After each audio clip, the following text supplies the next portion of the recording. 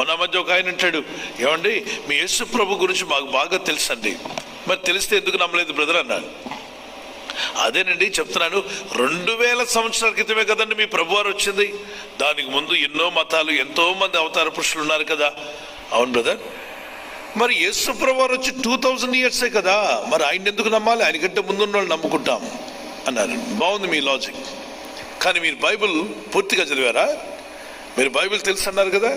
యేసు ప్రభువారు వచ్చి మానవ రూపంలో జన్మించినటువంటి భాగం ఇదిగో ఇంతే, చిన్న పోర్షన్ మీరు చూస్తున్నారు కదా, ఈ చిన్న పోర్షన్. ఓకే, మానవ రూపిగా రాకముందు ఆత్మరూపిగా దూత వలె వచ్చి ప్రజలు నడిపించి, ప్రజలతో మాట్లాడి, ప్రవక్తలతో మాట్లాడి, ఇది కూడా ఈ పెద్ద భాగం, ఈ భాగం. దీన్ని పాత నిబంధన అన్నారు. నిబంధన, ఇది క్రొత్త నిబంధన. అంటే పాత నిబంధన బాగాలేదు కాబట్టి కొత్త నిబంధన కాదు నాన్న, అర్థం చేసుకోవాలి. కొత్త పిచ్చోడికి పొద్దెప్పుడు అర్థం కాదట, కాబట్టి నీకు పొద్దెరగనోడిలాగా మాట్లాడుతున్నావు, అర్థం చేసుకో. పాత నిబంధన, అక్కడ నిబంధన ఏంటంటే మానవులు పాపం చేశారు కాబట్టి వారిని విమోచించడానికి నేను వస్తాను ఈ భూమి మీదకి, అంతవరకు నా యందు భయభక్తి గల వారికి నేను మేలు చేస్తాను. దేవుని యొక్క ఆజ్ఞలను నేర్పించాడు, 10 ఆజ్ఞలు ఇచ్చాడు. అలా లోబడిన వారందరినీ కూడా గద్దించాడు దేవుడు. సో పాత నిబంధన కాలంలో యేసు ప్రభువారు ఉన్నారు. ఎక్కడుందండి బైబిల్లో? బైబిల్లో యేసు ప్రభువారు చెప్పారు ఏమని? నేను అబ్రహాం కంటే ముందున్నవాడను అనండి ఒకసారి. అబ్రహాం కంటే ముందున్నవాడు అన్నాడు యేసు ప్రభువారు. యోహాను సువార్త 8:58 యేసు అబ్రహాం పుట్టక మునుపే నేను ఉన్నానని మీతో నిశ్చయముగా చెప్పుచున్నంటే, నిశ్చయముగా అన్నప్పుడు షూర్లీ. ఇంగ్లీష్ లో కూడా చూడండి, అక్కడ పెడతాను చూడండి, ఇంగ్లీష్ తెలుగు రెండు చదవండి.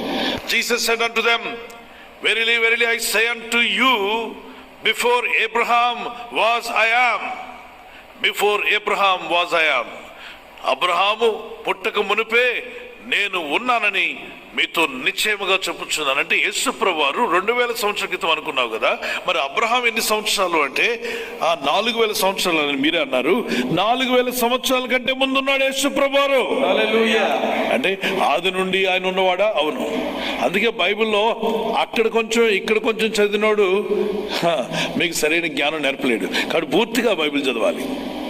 తిండి మాత్రం ప్లేట్లో ఉన్నదంతా తిని ఇష్టమైన కూర అయితే లాస్ట్కి వేళ్లను కూడా చేస్తారు, నాకేస్తారు వేళ్లను కూడా.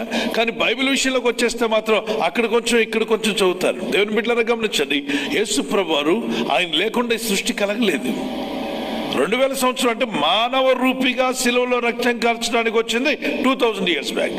మరి దానికంటే ముందు సృష్టి అంతా ఆయన మూలంగానే కలిగింది. సూర్య చంద్ర నక్షత్రములు, పైన సూర్యుడు కనబడ్డా, సూర్యుడు గినక నోరుంటే చెప్పుండేవాడు, సూర్యుడా ఎవరు చేశారు నేనంటే జీసస్ అని చెప్పుండేవాడు. నోరు లేదు కాబట్టి సూర్యుడు పైనుండి చూస్తున్నాడు. నమ్మంటారా బాబు, మీకోసం ఆయన రక్తం కార్చాడు. మీకు ఎన్ని చెప్పినా అర్థం కావట్లేదు. నన్ను చేసినవాడు యేసు ప్రభువారే. చంద్రుడు అంటున్నాడు, నా వైపు చూస్తారేంటి? చందమామ మామ మామ అని పిలవకపోతే నాన్న పిలవండిరా బాబు అని చెప్పి అంటున్నాడు. మీ నాన్న యేసు ప్రభువారు. ఆయన సూర్యుడిని చేసినవాడు, చంద్రుడిని చేసినవాడు, నక్షత్రాలను చేసినవాడు, సర్వాన్ని చేసినవాడు. ఆయన దగ్గర మొరపెట్టండి, ఆయనకు చేతులెత్తి మొరపెట్టి అడగండి. యోహాను సువార్త మీరు చదివితే కనిపిస్తుంది, సూర్య చంద్ర నక్షత్రములన్నీ కూడా ఆయన మూలంగా కలిగాయి. 1-2 వచనాలు. ఆయన ఆది యందు దేవుని యొద్ద ఉండెను, సమస్తము ఆయన మూలముగా కలిగెను. సమస్తం ఎవరి మూలముగా? యేసు మూలముగా కలిగెను. 3వ వచనం, కలిగి ఉన్నదేదియు ఆయన లేకుండా కలగలేదు. అంటే ఈ సృష్టిలో మీరు ఏదైనా చూస్తున్నారు అంటే యేసు లేకుండా అది కలగలేదు. అంటే ఈ సృష్టిలో మనం చూస్తున్న ప్రకృతి అంతా యేసు వలన కలిగినదే. ఈ సృష్టి ప్రకృతి ఏమంటే మదర్ నేచర్ ఆపండి, సోదాపి అర్థం చేసుకోండి. మదర్ నేచర్ అంటున్నారు, అసలు ఈ నేచర్ని చేసిన వాడు దేవుడు, సృష్టికర్త. ఆయన లేకుండా ఏది రాలేదు.